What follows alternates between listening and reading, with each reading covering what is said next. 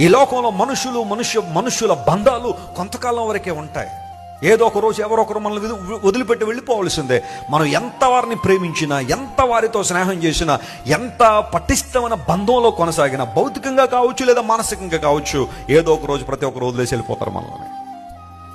There will be a day where you will experience a terrible loneliness in your life. ఒక తెలియని ఒంటరితనం నిన్ను బాగా హాంట్ చేస్తూ ఉంటుంది. ఆ సందర్భంలో నీకు ధైర్యం ఇచ్చేవాళ్ళు ఎవరు? ఆ సందర్భంలో నీ భుజం తట్టి ప్రోత్సహించేవాళ్ళు ఎవరు?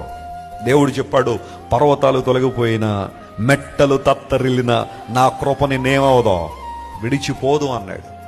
అంటే పర్వతాలు తొలగిపోవడం అంటే ఆల్ఫ్ పర్వతాలు లేకపోతే హిమాలయ పర్వతాలు స్థానాలు మారిపోయి ఒక దేశం వెళ్ళిపోతాయని ఉద్దేశం? No my friends, sometimes we treat some people as mountains. కొన్నిసార్లు కొంతమందిని మన జీవితాల్లో పర్వతాల్లో ఎంచుతూ ఉంటారు. వారిని చూడగానే కొన్నంత ధైర్యం, వారిని చూడగానే వీళ్ళున్నారులే నాకన్నంత భరోసా కొన్నిసార్లు వస్తుంది. బట్ అన్ఫార్చునేట్ థింగ్, కొన్నిసార్లు వాళ్ళైనా మనకు దూరం అయిపోతారేమో, వాళ్ళైనా మనల్ని వదిలిపెట్టి వెళ్ళిపోతారేమో. కానీ మనిషిని వదిలిపెట్టిందంటూ ఏదైనా ఉంది అంటే అది కేవలం నా యేసయ్య కృప మాత్రమే. తరతరాలు దేవుడు వాగ్దానం చేశాడు, నా కృప నిన్ను విడిచిపోదని. Get connected to that grace my friend. ఆ కృపకు నీ జీవితాన్ని కనెక్ట్ చేయి.